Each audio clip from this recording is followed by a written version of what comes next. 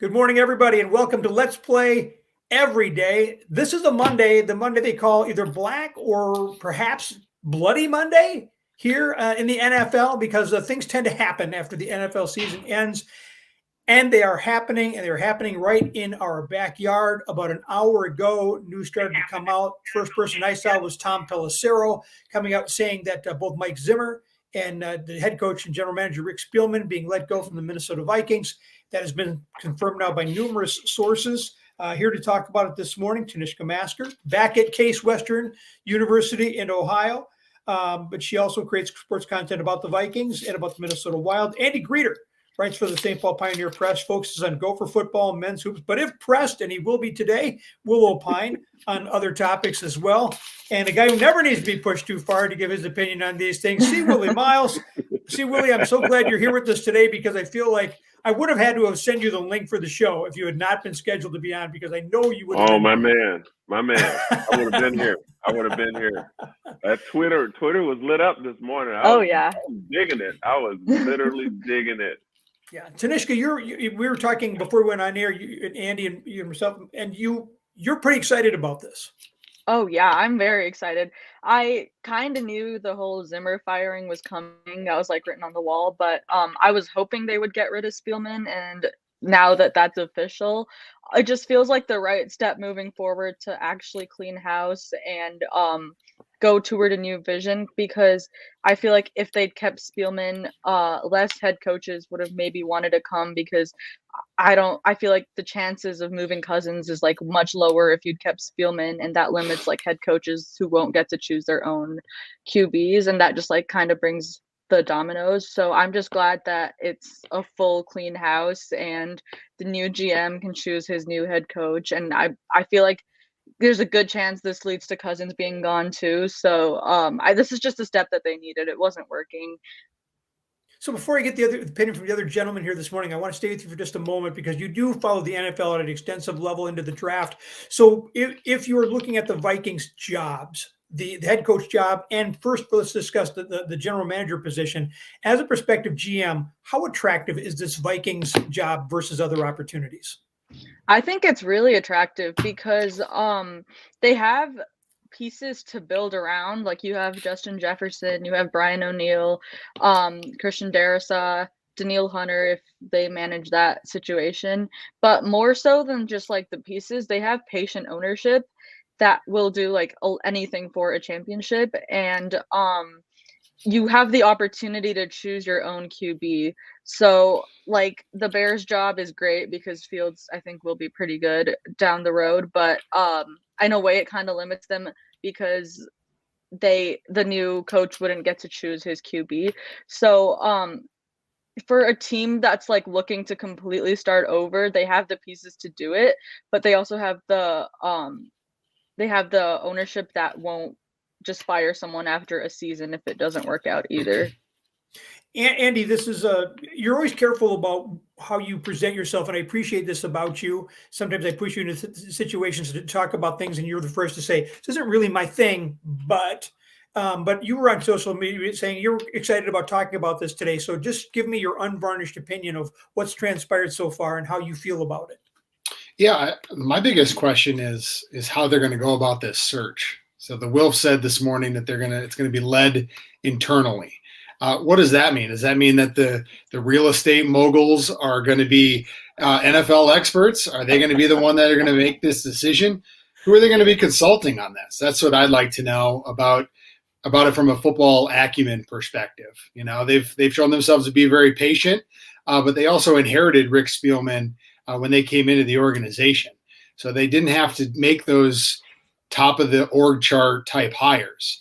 I wonder how much the pendulum is going to swing to the other side. Obviously, Mike Zimmer was a defensive coach, and when you see one firing on one side of the ball, it usually swings to the other side with an offensive-minded coach. Is that what they're going to do here? Is it going to be a GM first and then a coach hiring, or are these going to be two independent things of themselves? I think it's maybe advantageous to do them independently. But again, I think that given their lack of football background in the Wilfs, I wonder if they find who they're consulting with and make the GM hire, and then they make the coaching hire after that. Willie, this couldn't come as a surprise to the Wilfs. I mean, this is something that, they've been obviously monitoring the situation. I didn't know if even Zimmer was going to go, much less both of them. And I didn't know. And I heard rumors that, they're going to put, as everyone had, they're going to put Spielman, keep him with the organization, just keep him as an advisor. It appears this is a clean break. So again, I'll give you the opportunity I gave Andy. First of all, your unvarnished opinion of this. Well, look, they had to make a decision, and that was, I don't think it was a shock to anybody. Mike Zimmer made it known probably mid-season that he was probably on his way out the door. I think he did. I think he knew, he saw the writing on the wall. Rick should have seen the same thing too. I mean, after you've been together for 8 years and you look at what you've done, and you look over the last, 4 years of what you spent on a quarterback and look at what you've done. I mean, at some point, you got to pay the piper. And what Tanishka says, you don't find better owners than these guys. These guys don't go to the press. They don't leak stuff out. They don't have, they're very close-knit, a family-type owned team. They're not like other owners. They got a great facility. They got a great stadium. They got awesome fans. I mean, dedicated fans to a fault. I mean, like, these people, you guys deserve it. Look, I root for them, but I'm not one of you. And God bless y'all, man. And you deserve better. I think they look at that now and see how people have hung in there. But at the end of the day, you got to get rid of both of these guys. And this quarterback is not your quarterback of the future. He just isn't. And I have other opinions about Kirk Cousins, but none of them is that he will lead this team anywhere other than where he's led them so far. And this is all, I said it 1,000 times, this is all he's done his entire career, period. I don't care if he has 4,000 yards a year, 5,000. That's all he does. His numbers look great, but his achievements are minuscule, period. So Andy, I think it's a good call.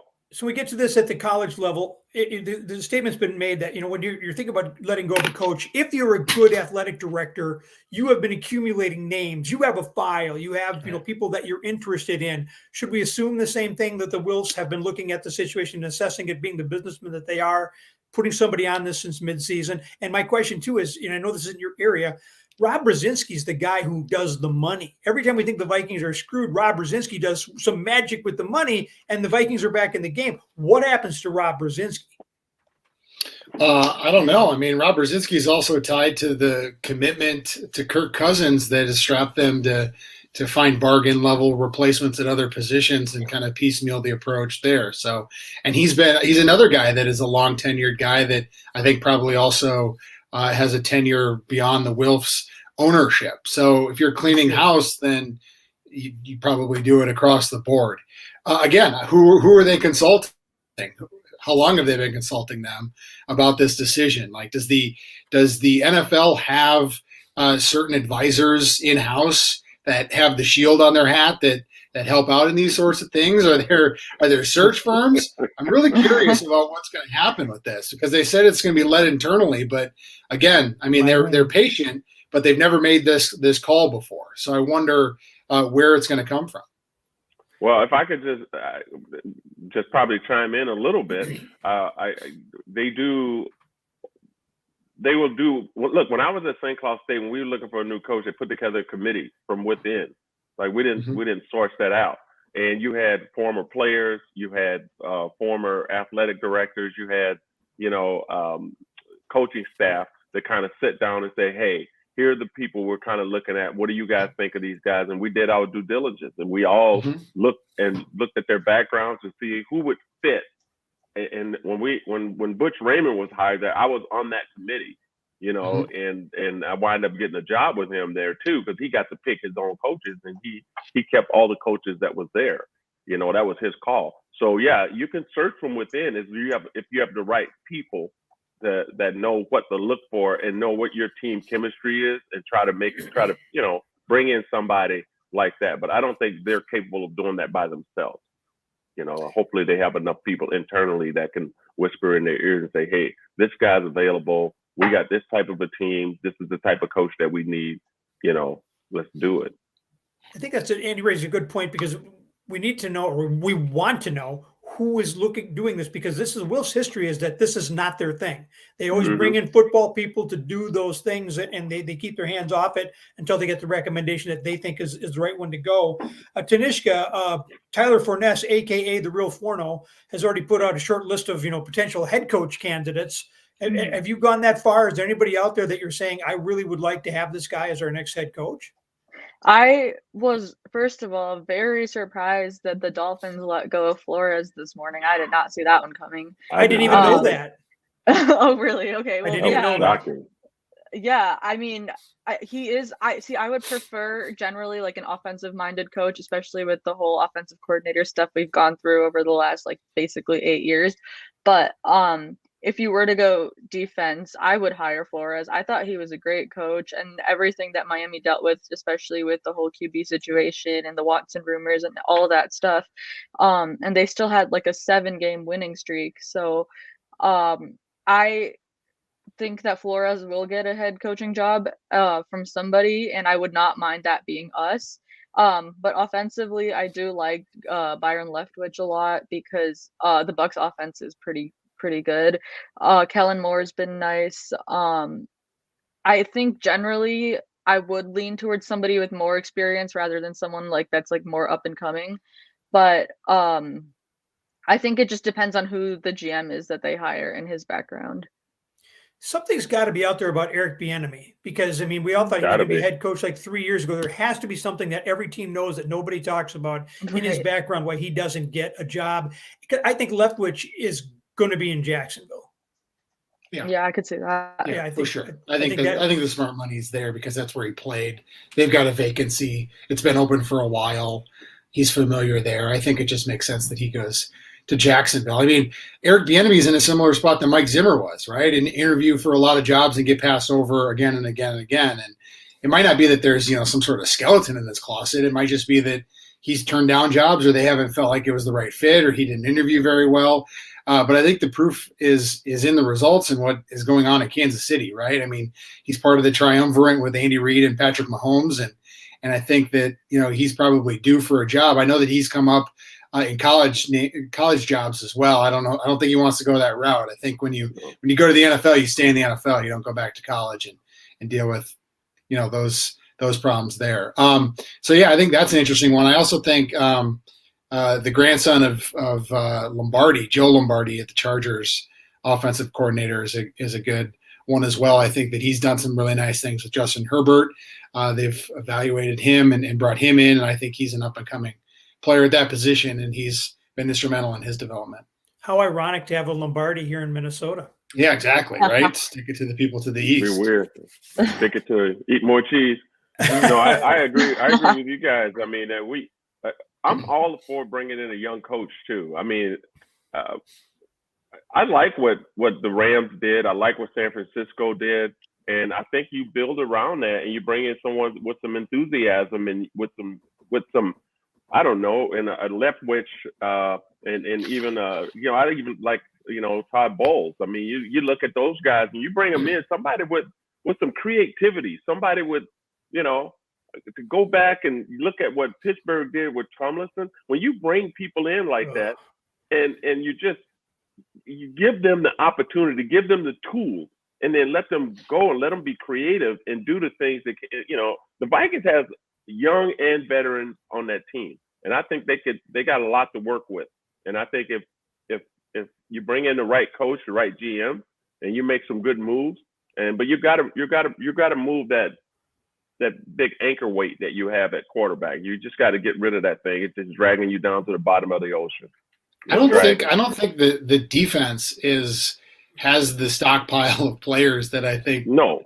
And they're old too. So I don't know if they're the pieces defensively that are there to really entice somebody that thinks, okay, this is a top 10 defense if they can stay healthy. I don't see it. Plug and play. Yeah, no. I'm going to be honest. Yeah, I don't think they have anything on defense, because Smith is got a couple of players. Smith is going to be like for the future, because if it's going to be a rebuild, it will take at least like 2 years. Smith is going to be like 32 this year. Kendricks is 30. Hunter, I don't know what's going on with that contract, but there's been a lot of rumors about them just straight up cutting him. I don't know how true that is, but he's like your only young player on defense that you can build around that's like actually good and under contract. So they need a full defensive rebuild throughout the draft, and that takes time. So I don't know. I think Danielle Hunter's owed $20 million on the 5th day of the season, of the calendar year. And I mean, he hasn't been healthy for 2 years now. So do you pay somebody that hasn't been healthy for 2 years $20 million? No. And I think we're starting to see too in the NFL, what position do they play? I mean, it's great to have a Danielle Hunter. You know, it's like the Raiders giving up all those draft picks, you know, sending one guy to Chicago. Well, I think we saw what the Raiders were able to do with those draft picks. You know, they've rebuilt that team, and they survived. They lost their head coach. They survived the tragic situation in mid-season where a guy killed somebody in the car. Their number one receiver, he's gone. Mm-hmm. You know, and here they are in the playoffs because they were able to add enough depth with. God, give him credit, Mike Mayock, you know, who used to talk about it on TV. I guess he knew what he was talking about. So here we go. Let's go back to Willi's subject, Kirk Cousins. And I'm watching this yesterday, watching what he's doing in the second half, and I'm just going, keep going, throw another one. You know, I wanted Jefferson to get the record because I don't want him to be mad about it. And Kirk's looking him off, you know, and throwing to somebody else. But anyway, I look at Denver fired their defensive-minded head coach. They're going to bring in an offensive head coach. They want a quarterback. Pittsburgh needs a quarterback. What's going to happen in Green Bay? What's going to happen in Seattle? There's like dominoes, and I think those are the first two dominoes to fall. But even if you're talking about Carolina yesterday, they've got a guy who was a former number one draft choice, and he played well yesterday. Drew Lock will be out there. Darnold will be out there. There's guys who have experience in this league who still may be fixable to bring in if you could get rid of Kirk. And Kirk said this weekend, Will, he wants to be a Minnesota Viking. But then when they were asked, well, but would you restructure your contract? He wasn't as clear about that. No. And that's the whole point. And you know, my question to you guys now, and I'm going to ask you this, because I want you to be honest with me. You're the GM. Pick any team that you're the GM right now and say, why would you give up a first-round draft pick for Kirk? What team are you the GM at that you're willing to do that, to give up a first-round draft pick and bring in Kirk? Name your team. Yeah, I just gave you a couple. Did you? And you would do that if you were the GM. I'm not telling you to tell them to do it. I'm asking you, if you were the GM, you would do that. You would give up your team's first-round draft pick for Kirk. I'm the Broncos. I do it because I genuinely think that they are one of those teams that might be. Well, I don't want to say just a QB away because I don't think that's true for like anybody, but they are very close. Yeah. That's a really, really good roster. They have 3 good receivers, 2 good running backs, a decent offensive line, a pretty solid defense. Oh yeah, the tight end. And they've just had awful QB play year after year. And I think that they could truly contend with Kirk Cousins because Kirk Cousins is the kind of guy that needs not everything perfect, but basically everything perfect around him. And the Broncos are one of the few teams that could give him something close to that, like right away. Yeah, Pittsburgh has a pretty good roster too. Yeah, and I don't see him. I just even think of Kirk Cousins putting on a Steelers uniform, and I throw up a little bit in my mouth because he just doesn't. Yeah. He's not a Steelers guy. You know, I don't see that. Yeah. But Willie, your question is this: there's egos in this league all over the place, and one of the biggest mistakes that coaches, I'll just say men make all the time is, I can fix him. He'd be different if I had him. And I can see Sean Payton doing that down in New Orleans. I don't think New Orleans has the draft capital, but I could see him going, if I had him, and they almost got in the playoffs with, being down 2 quarterbacks, yesterday. Right. So I think there are definitely guys out there who think that, yes, because the Vikings will pay part of his salary. And if you look at his numbers, the few interceptions, all the touchdown passes, all the stuff he's done, if you don't factor in wins and losses and leadership, Willie, he looks really good. You got to factor all that in for that kind of money. But I'm just saying the Vikings, Spielman thought the same thing. And you had him here, you paid him all that money, and he's done nothing more than what he did at Washington. And that's all he's going to do no matter where he goes. I'm telling you, I wouldn't give up a number 1 draft pick. I'll give you some leftover soup and maybe 2 guys from the practice squad. Washington's another team that maybe he's not that bad, Willie. I mean, come on, man. To me, we see so many guys be retraded. We're talking about retrading Drew Lock. Like, come on. Like, Kirk Cousins is way better than that. And I like soup. I do too. You're trying to tell. I'm the GM. This is my call. This is what I'm offering you for him because that's what I think he is worth to me. I just don't think when you look, this man is due something like $40 million. Yeah, but they're not going to have to pay his. They're not going to have to pay it. I don't care. Whoever offered him that, he was never worth the money. That's the Vikings. That's why he's gone. Yeah, that's why they got fired. I'm just saying that he was never worth the money when they bought him in. He was never worth that. Period. It was a That's 13-3 team he inherited, and I don't think they've ever achieved that level again, have they? No. Close. No.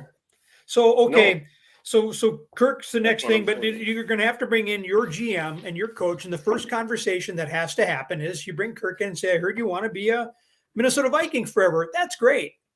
Will you restructure your contract?" And as soon as you get your answer to that question, you have your answer as to whether he's going to be your quarterback or not. But I'm talking about restructuring to a rookie contract. That's what I'm talking about. Andy, come on, man. He's made enough money for crying out loud. He should be just playing on just for fun right now. He can't even spend all the money he's gotten. How big a deal is the Justin Jefferson situation of him not getting that record? I think he's okay. Like, Zimmer's comments after the game when he was like, "I care about winning, not records," was the most ironic thing because he got fired for not winning today. But I thought, Jefferson was doing like backflips and stuff during victory formation. It sucks that he was close and didn't get it, but he's not like a selfish guy because even after Osborne scored, he said he was disappointed, but he like went right over and celebrated with him. So it's all good.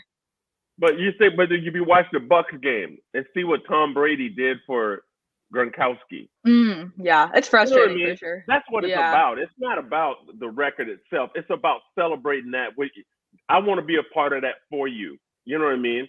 Randy Moss would have been okay with that. Everybody knows that records are made to be broken. Yeah. Randy Moss is in the Hall of Fame now, so that doesn't hold anymore. He doesn't care. But I think for a coach not to go out and say, "Hey, here's a young kid, up and coming, going to be a great receiver in this league. Let's do it for him. We got this game won. All we do is just throw him the ball." You know what I mean? Yeah, definitely. They ran it 2 times. Yeah. It's almost like despite him, they wouldn't do it. And I know that wasn't it, but I was bitter because you've seen what the Pittsburgh did for Roethlisberger. You've seen what, you know what I mean? You've seen what they did for Gronkowski, and that was for money. This kid had no money invested in that, breaking that. You know what I mean? Mm-hmm. I don't know. The record has an asterisk anyways. It would have been in a 17-game season. Right. So. But there go that writer again. But I promise you, people are going to be people are going to be in JJ's ear all off season. Man, they didn't do right by you. 17 yards. That's going to, he's going to hear about that. Hey, there's things that we're not going to get to today that were on this agenda. Gopher men's hoops fall 73-60 at Indiana. Gopher women fall to number 10 Maryland in a game they probably were closer than they should have been. The Gopher football program lost 2 assistant coaches over the weekend and 1 more this morning. Are you allowed to say that yet?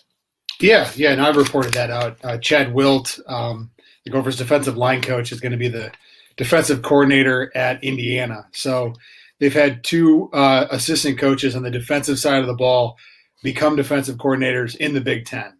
So that's impressive to see a top 10 defense have 2 guys be promoted to the DC level in the conference. You hate to see coaches leave, but both of those guys were promoted. And then the third guy, Clay Patterson, is joining Mike Sanford Jr. at Colorado, and he got a promotion and title too. So they've got 3 hires to make, and it sounds like there could be a few in the works here soon.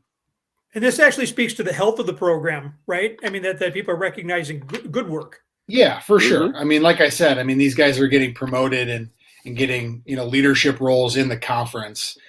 So that's obviously a good thing. I think that Gopher football was spoiled in the Jerry Kill era where the entire coaching staff stayed together the entire time. That's just not reflective of the dynamic of coaching anymore. So they had their entire staff stay together last year, but that was an anomaly under PJ Fleck. He'd always had one or two guys leave, so having three leave on their own and a fourth be fired is a lot of turnover, but it sounds like there is going to be some continuity yet going forward. So there's a couple subjects I want to get to in the time remaining. This isn't the A subject, but the B subject. The Minnesota Wild, they got a couple wins over the course of the weekend, and the one on Saturday night was crazy. There was an own goal. I've never seen that in an NHL game before, but that was fun on a delayed penalty. But so in the hoping that Jesse Pierce is doing Willi Myles and watching. Tanishka, did Capo Kakinen steal that game on Saturday night? I thought he played amazing. Like that was he proved me wrong. I mean, that was the kind of play I'd hoped to see from him, but even then, I still didn't think that he could play to that level. And hopefully we see that from him more because even with Talbot gone, having Kakinen and Wallstead as your duo in a couple of years is going to be really fun. Yes, no, for sure. So they're up until Friday. I won't belabor that. Even Kevin Fiala getting benched, talking his way back into the game and scoring a goal in the shootout. That was cool. But the Timberwolves, I said last week, the game I was interested in was Friday night, the rematch against Oklahoma City. And they went down there, and if that was a fight, they would have stopped it. They lost interest, almost like a cat playing with a toy, and they let Oklahoma City get close, and then they put them away. And then they go last night for their fourth consecutive win down in Houston on the road, and they get it. Both those wins without Patrick Beverley. Right. Ant 19-6, D'Lo 22-10, Cat 40-7 boards, 4-0 and 7 boards, and Vanderbilt 19 points, 13 rebounds, and he gets to shower in the locker room afterwards. The players douse him for his career highs. Go. Anybody want to talk about this Timberwolves team who was 500 and a one win under 500 on the road? They just went down south and just trashed everybody's house. They kicked over all the furniture, snatched down the curtains on their way out, showered, cleaned up, and just didn't even pick the towels up off the floor. That's what I like. That team, I told you, give me 40 games, and I'll tell you what I feel about this team. This team is real. I don't care what nobody says. They can lose 2 or 3 games in a row. I don't care. They're a real good basketball team when they play together, and they look fire. I mean, I watched those games, and they were fire. And I love this coach. This Finch, he is a good coach. He's got those guys clicking on all cylinders. When you get your bench to come off and play like that, that's what, playing time. That's what those guys need. They need reps. Get them in the game. And these games weren't close. They was killing them. They are 9-1 against the bottom 6 teams in the West. And that's what happened last night. I mean, they're taking care of business and beating bad teams by an average margin of 15. Shout out to Jace Frederick for that stat. So what are you saying? Isn't that what So what I'm saying is they might be good, but they're also not playing. They've also been feasting on some poor competition, like the Twins in the AL Central for year after year after year. But it's not like the Vikings that go into Detroit. I love that. Right. That's facts. You're supposed to beat the teams like that and beat them down. Keep your foot on good their teams neck beat up until on they're bad done. teams. Right. Yeah, and you have to beat the teams on the schedule, right? And you can't take fault in who you're getting. But would you say Karl Anthony Towns went to Texas and treated the Rockets like cat toys? That's what Tim said. And Oklahoma City on their way too. part. Same thing. Yeah. No, they had a matchup issue last night. Houston had no, center for him. And it's interesting. You're taking advantage of teams, whatever they've got. But the Wolves went through it. They were supposed to be finished in December. That schedule was brutal, and they came through it. Now they're at 500. They got at New Orleans Tuesday night. It's a love fest. They all seem to be happy. Yeah. What's happening. How exciting is this? How many years have we watched the Timberwolves be that team? Right. And now they're on the opposite side, and they're supposed to trash teams that are trash, and then compete against the teams that are better than them or on equal footing. And they've done that too all year. I mean, you look at their record. All these teams aren't trash teams that they've beaten. I think that when they have their preferred starting lineup, there's something like 10-3 or something like that, 11-3. So Yeah. yeah, when like to see Willie's point, when they're healthy, when they've got their guys, they've been clicking. And their last 2 games without Beverly, and he's the one who supposedly gives them the juice on defense and distributes the ball, and they didn't miss a beat. They went out there and just did it again. So very exciting. They've got New Orleans on Tuesday night, and they're going forward. Anybody else got anything they want to touch on? How close do you follow college hockey, Tanishka? Not too much. Okay, so it might mean nothing to any of you guys. The Gopher hockey team lost their goalie, Jack LaFontaine, yesterday, signed a 1-year entry-level contract with the NHL's Carolina Hurricanes. What's interesting about this is generally this is hands-off. You don't do this. You don't sign a player away from a team in the middle of their season. But with COVID and injuries, Carolina's like, we need a goalie. And they took the reigning Mike Richter Award winner. He was 12-8 this season with a 2.69 goals against the average and a .900 save percentage. He was 22-7 last year. And so, I mean, he gets a $750,000 paycheck if he's at the NHL level, $70,000 in the AHL, and he gets an $88,500 signing bonus. Goal. I mean, and I don't think that your head coach was happy about it. He gave a very terse, we thank him for his contributions to the program. No, we wish you the best, all the rest of it. He's not happy. But, I mean, this kid could get hurt tomorrow. And I know it's not good for the Gopher program, but go. It's just further proof that that it's treated like a minor league system, right? I mean, this is exactly what that is. Mid-season call-up, sign a contract, let's go. We don't care about your college season. Just proof that it's a minor league system.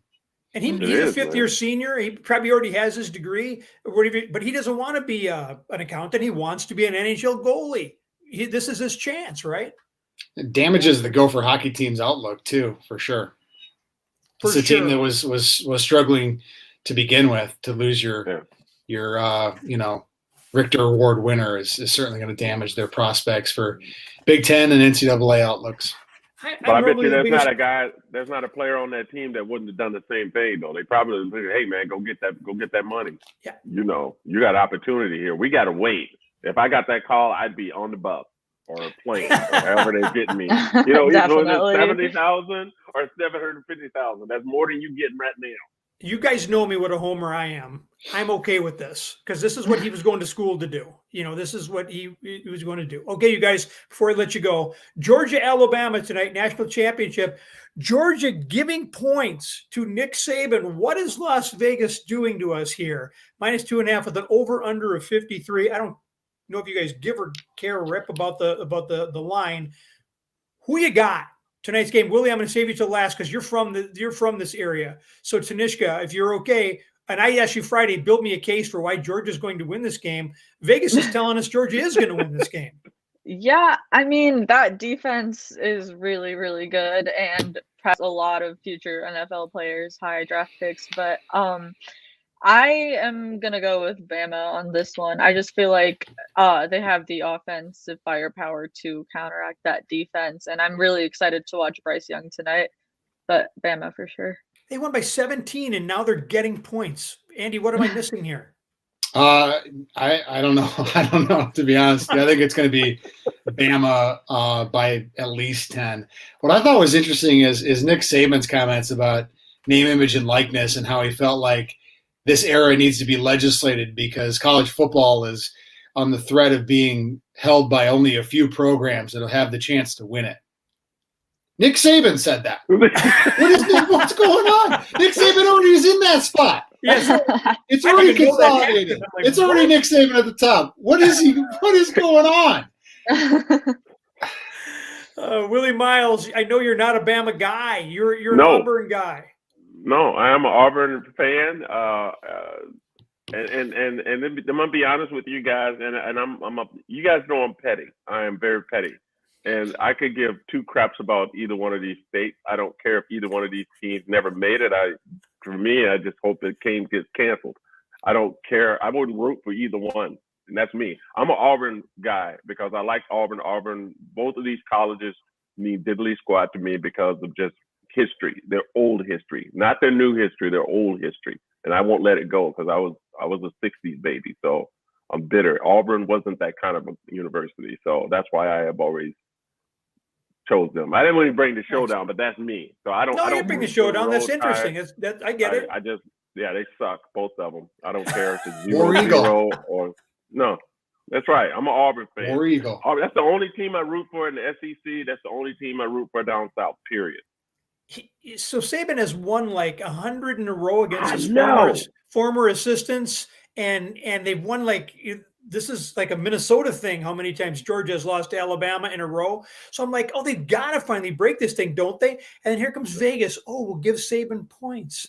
It's like, you can't give Nick Saban points. You can't give him motivation. He's using it with his players right now. They don't respect you. That yummy rat poison. They eat the rat poison. They're giving them the rat poison. Yummy. Nick Saban was beat by a former assistant for the first time this year in Jimbo Fisher. He was, I think, 25-0 before that game. But yeah, I think he's like 26-1 now against former assistants. But got beat this year. Maybe it's going to be twice. I doubt it though. Mm-hmm. Well, but go back to what Andy said about the NIL and Saban. I mean, here's the guy's the highest paid coach in college football, whining about money getting out of hand with players and other schools. It's like, dude, shut up. You ain't. This ain't the hill you need to be trying to die on. Yeah, this is not it. Right. Find another hole to dig somewhere else, man. Because this one, it just seems like it was just stupid. Like somebody wrote that for him. He just read it without understanding. He was talking about himself. I see. I don't believe that for a second. There's a reason why he did what he did. We don't understand it yet. I have to spend some time ruminating on this, but he doesn't make mistakes, right? Yeah, I wonder if he looks at his booster pool and says, "These guys might not have as deep pockets as I think they do," and I could be turning to other programs that have more money to spend. I think there could be some truth to that, but I think it would level the playing field and be more competitive for the sport. We don't just have Alabama every year. It would be good. But if you ever been to Tuscaloosa, go to Tuscaloosa and you'll see it's like being in Green Bay. That's all they got is Alabama. Right. And you go to Green Bay, if it ain't football season, it ain't no season. What else is in Auburn? What Auburn? Oh my God, man! They got trees. culture, parks, theaters. Tuscaloosa, it's that and like a racetrack. I swear to God, there is absolutely nothing there. Go. If you've never been there, go. I had a friend of mine who went down there for a visit. He went to an Alabama LSU game, and that's what he said. He goes, "That's the whole." He said, "I thought there would be like high-end hotels and everything around here." He goes, "No." He said, "I stayed at a motor lodge." I'm like, Willie, you're like that guy that's like, "Hey man, this food is disgusting. Will you try some? You got to try it. It's disgusting. Try it." It's like, I'm good. Go there. You built quite a picture. I know, right? I mean, if you ain't on that campus, there's absolutely. I'm telling you, it's like Lambeau Field sitting in the middle of Green Bay. Outside of that, there's nothing. I performed in Green Bay many a times, and trust me, there is outside of. No, there's nothing there. Yeah, there's you go there. I lived in Wisconsin for 3.5 years and spent a lot of time at Lambeau Field. I know what you're saying. Yeah. You walk around there, you'd be like, so. Even in lacrosse, if they had like a former Packer, not even a current Packer, coming to like sign autographs or something, the line went for days. I mean, it was just like, what? This guy was a kicker. Is this really a thing? Wasn't even a player. All right, you guys. Tanishka, best of luck in the semester ahead. It's a new term. Thank you. Yep. Okay. So Friday? What? Do we see you on Friday? Oh, yeah, for sure. It still works. Yeah. Willie, you got anything coming up? No, man. I'm off till the end of the month. I had those 3 shows in a row, and then that calls for a 2-week break. Shut up, Andy. I want to see Willie's schedule, man. We all want to see Willie's schedule. Right. I tell you, man. I have to fly and drive to my shows, man. You don't understand. And then when I come back, you have to decompress, and then you need days off to come up with new material and think about your stuff. And it's the winner of See Willie. Exactly. That's how I roll. And then Andrew, I should talk, should I? I'm going on know you- vacation. is it still on? Everything else? I everything's shouldn't going? talk about working. Yeah, I'm going on vacation on Wednesday. If I pass my COVID test on Tuesday, I'll be in Spain on Wednesday. Look Perfect. at you. I hope you have a wonderful trip. I hope so Well too. deserved. Yeah. Yeah. Thanks. Yeah, it's beautiful over there. All right, everybody. We went a little bit overtime today, but on a day like today, it can only be expected. We thank you for following along. This is Let's Play Every Day. When you get that choice of being on the sideline or getting in the game, we encourage you to get in the game and play